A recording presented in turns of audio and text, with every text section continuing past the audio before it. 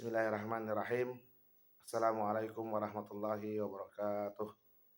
Alhamdulillahirabbil alamin. Assalatu wassalamu ala asrofil anbiya'i wal mursalin sayyidina Muhammad wa ala alihi wa sahbihi ajmain. Allahumma shalli ala sayyidina Muhammad wa ala sayyidina Muhammad. Wa qad qala Allah ta'ala fi kitabil karim, wa ma atakumur rasul fakhuzuhu wa ma nahakum anhu fantahu ilal akhir. Wa qala aidan wa qala Rasulullah sallallahu alaihi wasallam fi hadis sahih, man kazzaba alayya muta'ammidan falyatabawa maq'adahu minan nar. Amma ba'd. Yang kami banggakan mahasiswa program studi ilmu Al-Quran tafsir jalur RPL, hari ini kita akan memasuki perkuliahan sesi ke-7 dengan tema hadis dhaif selain terputus sanadnya. Tempo hari kita sudah membahas tentang hadis dhaif dari sebab keterputusan sanad atau sanadnya atau periwayatnya yang gugur. Nah, kali ini adalah hadis dhaif dengan sebab selain terputus sanad.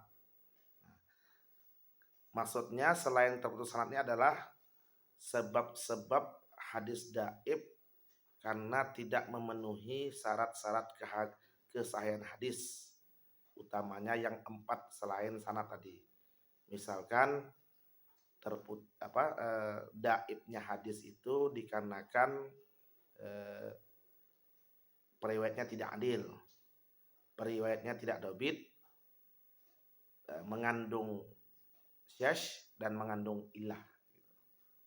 Baik. Yang pertama, hadis dhaif dikarenakan periwayatnya yang tidak adil. Di antara lain disebut dengan istilah hadis matruk, hadis mungkar, dan hadis maudhu. Pertama, hadis matruk. Hadis matruk adalah hadis yang ditinggalkan, taraka yatruku matrukan. Secara istilah kata ulama hadis, al hadisul lazi fi isnadihi rawin muttahimun bil kazb. Hadis yang terdapat di dalam sanadnya itu periwayat yang diduga kuat telah berdusta. Nah, jadi jika ada hadis yang sanadnya itu tertuduh berdusta disebut dengan hadis matruk. Contohnya bagaimana? Contohnya misalnya kala Rasulullah sallallahu alaihi wasallam laulan nisaa li abdillahi haqqa. Rasulullah bersabda, sekiranya tidak ada wanita tentu Allah disembah, ditaati dengan sungguh-sungguh. Nah, hadis ini diriwayatkan oleh Ya'qub bin Sufyan bin Asim dengan sanad terdiri dari Muhammad bin Imran, Isa bin Ziyad, Abdurrahim bin Zaid dan ayahnya, Sa'id bin Musayyab dan Umar bin Khattab sebagai sahabat. Di antara nama-nama tadi, Abdurrahim dan ayahnya tertuduh pernah berdusta. Oleh karena itu, hadis di atas atau hadis ini dikenal dengan sebutan hadis matruk. Jadi hadis yang di dalam sanadnya ada rawi yang tertuduh pernah berdusta. Yang kedua, hadis mungkar. Dari segi bahasa berarti hadis yang diingkari atau hadis yang tidak dikenal. Memang ulama tidak satu suara dalam mendefinisikan hadis munkar ini. Ada beberapa ulama misalnya, huwal hadisul lazi fi isnadihi rawin fahsya wal ta'au kasurat lanatuhu au zahrun pasakuhu. Hadis yang di dalam sanadnya terdapat rawi yang sering salah dan sering lupa dan tampak kefasikannya. Ada lagi misalnya ulama yang mendefinisikan hadis mungkar ini marawahu da'ifu mukhalafan lima rawahul athiqah. Hadis yang diriwayatkan periwayat yang dhaif yang bertentangan dengan riwayat yang lebih sikoh. Nah, ada istilah baru ini sikoh ya. Sikoh itu adalah periwayat yang dikenal sebagai orang yang adil dan juga orang yang dobit. Jadi kalau dua sifat ini dimiliki oleh seorang periwayat namanya perawi atau periwayat yang sikoh. Contoh hadis mungkar ini seperti apa? Dalam Sunan Tirmizi oleh Imam Tirmizi ya, ta'assau walau bikapin min hasyafi fa inna tarakal hasyai mahramatan. Makan malamlah kalian meskipun hanya dengan segenggam kurma yang buruk, karena meninggalkan makan malam itu membuat lemah ya, atau lebih cepat tua kira-kira gitu. Setelah meriwayatkan hadis ini, Imam Tirmizi sendirilah menyatakan ini adalah hadis yang mungkar. Nah ya, kita tidak mengetahui dari jalur ini ya. Kata Imam Tirmizi, ambasah dalam sanadnya itu dilemahkan oleh para ulama dalam meriwayatkan hadis. Rawi lain misalnya Abdul Malik bin Alaq dalam sanadnya itu tidak dikenal. Yang ketiga ini yang sering kita dengar ya, hadis maudhu. Hadis maudhu ini palsu secara bahasa, dibuat-buat saja. Ini hadis yang kedaifannya terlalu parah ini. Bahkan sebetulnya hadis maudhu ini tidak beberapa ulama tidak memasukkannya dalam kategori hadis daib gitu ya. Saking parahnya itu. Huwal kazbul mukhtalikul mas tu al mansub ila Rasulullah sallallahu alaihi wasallam. Berita bohong yang dibuat-buat dan disandarkan kepada Rasulullah sallallahu alaihi wasallam. Ini beberapa golongan sebenarnya yang membuat hadis palsu ini. Di antaranya musuh-musuh Islam ya, terutama orang Yahudi, orang kafir. Kemudian orang yang fanatik terhadap politik, mazhabnya, kemudian kebangsaannya, tukang dongeng, tukang syair, tukang sihir, gitu. Orang yang suka mengambil muka di hadapan pejabat, penguasa, orang yang ingin bermegah diri. Ya. Ini beberapa kelompok mereka yang kerap sekali terdengar membuat hadis palsu. Gitu ya.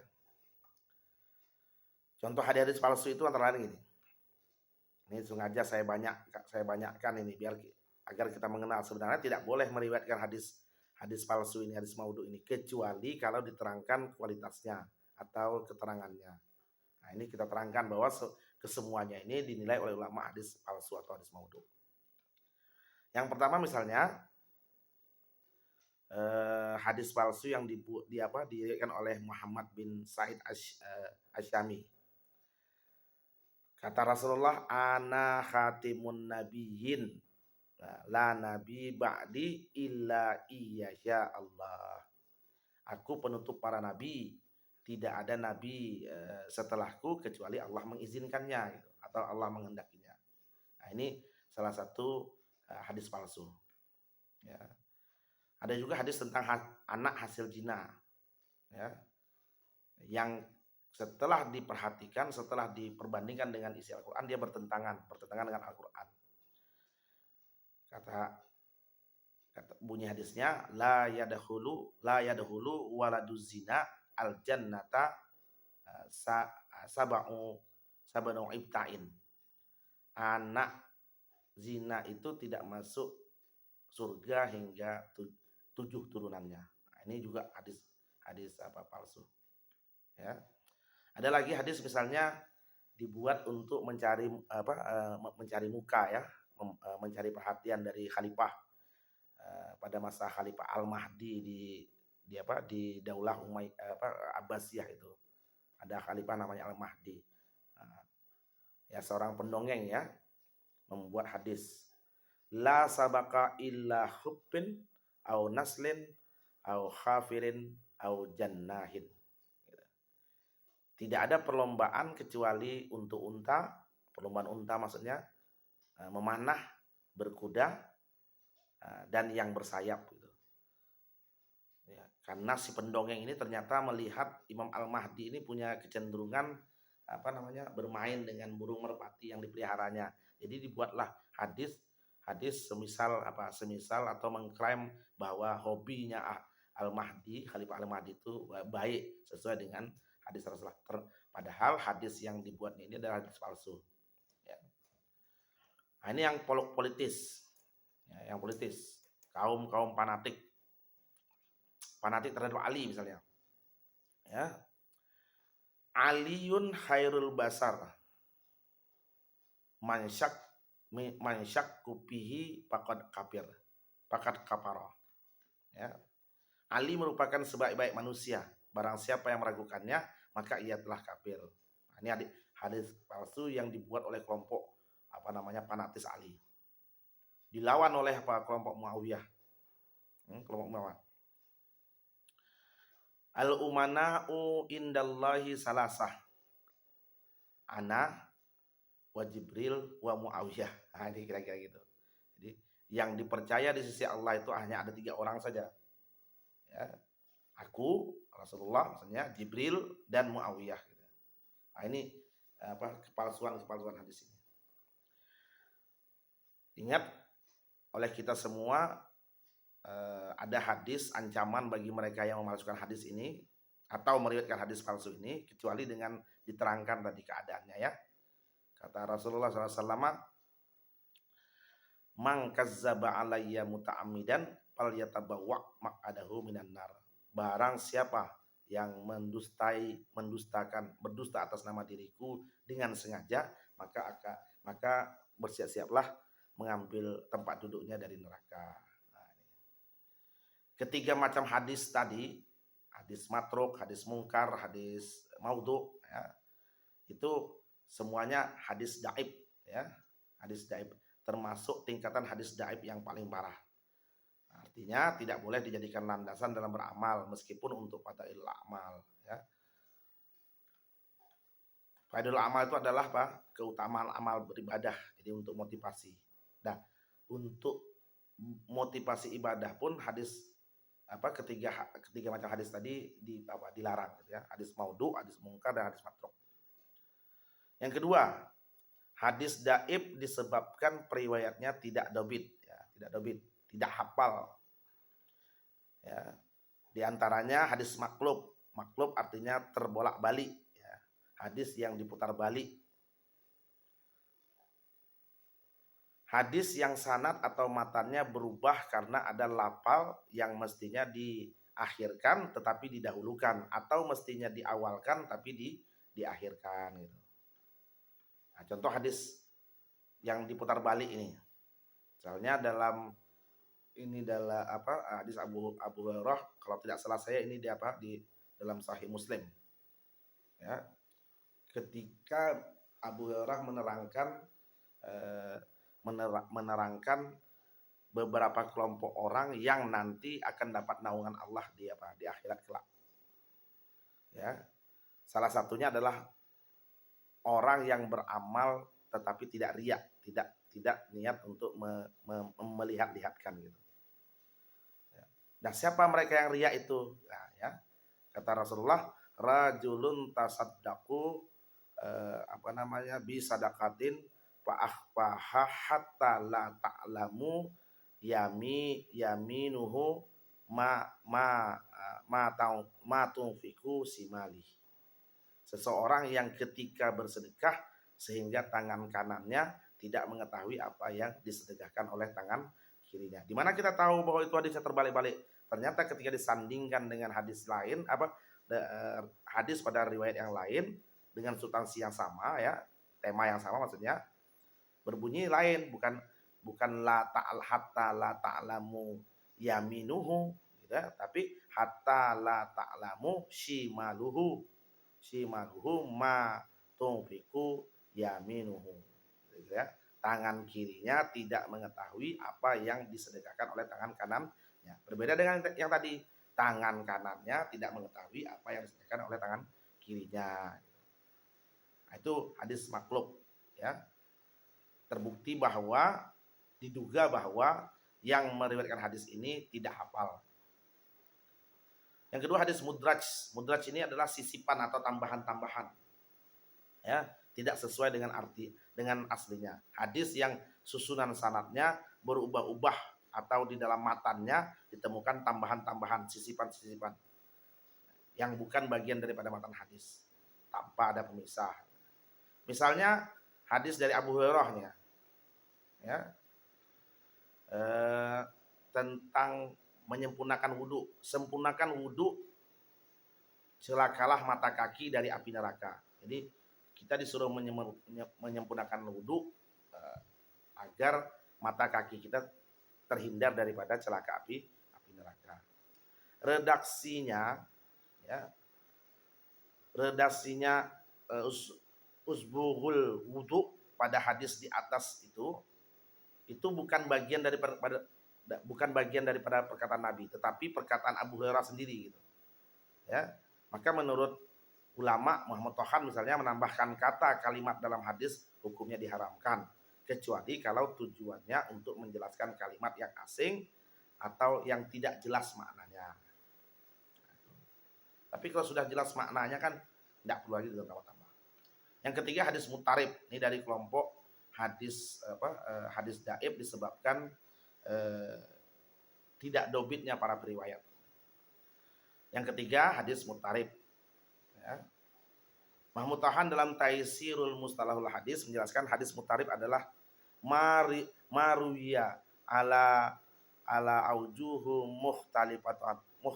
mutasyawiyatan bil quwwah. Hadis yang memiliki varian riwayat dan kualitasnya sama. Ya. Maksudnya apa? Ada dua hadis atau lebih yang memiliki kualitas yang sama. Ya, sehingga tidak dapat dikuatkan salah satunya. Jadi sama kuat. Sama rojihnya. Tidak bisa satu hadis merojih hadis yang lain menjadi marju atau hadis yang lain tadi melemahkan hadis yang lainnya. Jadi sama, derajatnya sama kira-kira.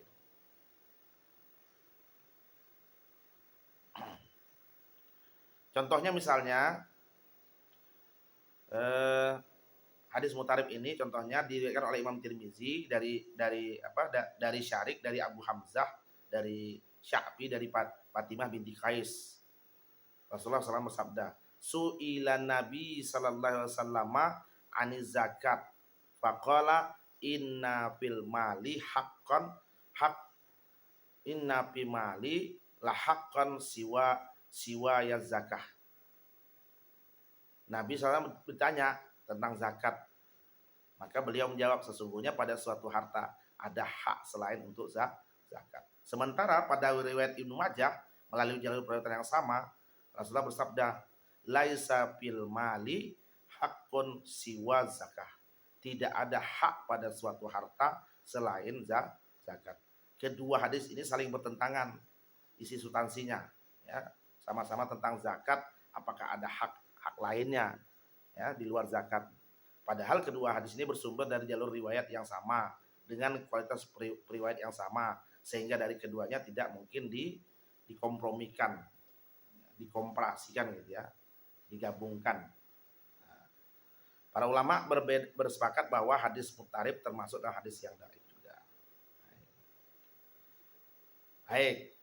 Hadis dhaif disebabkan selain terputus sanad, yang ketiga yaitu adalah hadis dhaif karena mengandung syadz. Ya, kita ingat bahwa syadz itu adalah pertentangan keganjilan karena dia bertentangan dari pendapat kebanyakan atau hadis yang lebih tinggi atau bahkan bertentangan dengan Al-Qur'an gitu ya. Contoh hadisnya misalnya gini. Hadisnya disebut, kalau ada hadis yang bertentangan tadi disebut dengan hadis syazun, hadis syadz. Qala Rasulullah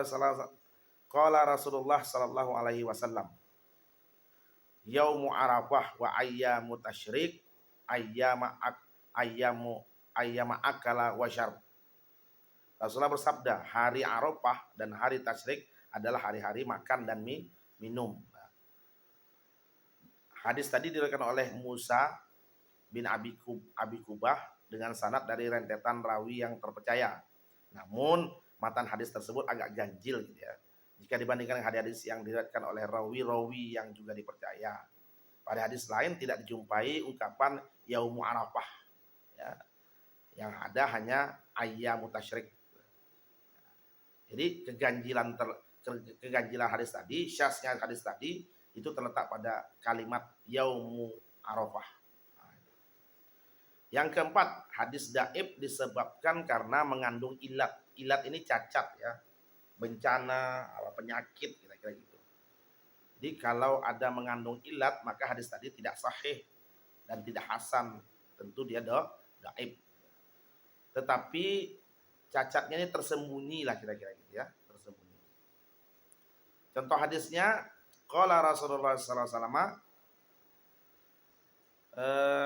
al-bai'ani bil khiyari malam yatakarraqo. Penjual dan pembeli boleh berkhiyar selama mereka belum berpisah. Jadi khiyar itu apa ya, tawar menawar lah kira-kira. Ya, hadis tersebut diberikan oleh Ya'la bin Ubaid bersanad Sufyan As-Sauri dari Amr bin Dinar, kemudian dari Ibnu Umar. Matan hadis di atas sahih, matannya sahih, tetapi sanadnya memiliki ilat. Seharusnya bukan Amr bin Dinar, tetapi melainkan adalah Abdullah bin Dinar. Jadi kadang-kadang pada hadis daib ini matannya matannya sahih, tetapi sanadnya daib, atau sebaliknya sanadnya sahih, matannya yang daib. Terakhir dari pembahasan ini adalah hukum berhujjah dengan hadis daib. Kita kan terjadi permasalahan kadang-kadang di pelaksanaan ibadah kita, berreferensi dengan Al-Quran. Ternyata tidak semua amalan ada dalilnya dalam Al-Quran. Kemudian mengambil hadis Nabi, tentu hadis yang sahih. Ya, beberapa kegiatan amalan itu ternyata tidak ada diterangkan oleh Nabi, gitu. Tidak ditemukan hadis nabinya gitu sebagai dalil. Nah, ternyata yang ada mungkin hadis hasan atau mungkin bahkan hadis daib. Nah, sekarang pertanyaannya adalah, bolehkah kita berhujjah dengan hadis daib? Pertama adalah untuk mengambil hujjah dari hadis daib ini, lihat dulu kedaipannya gitu.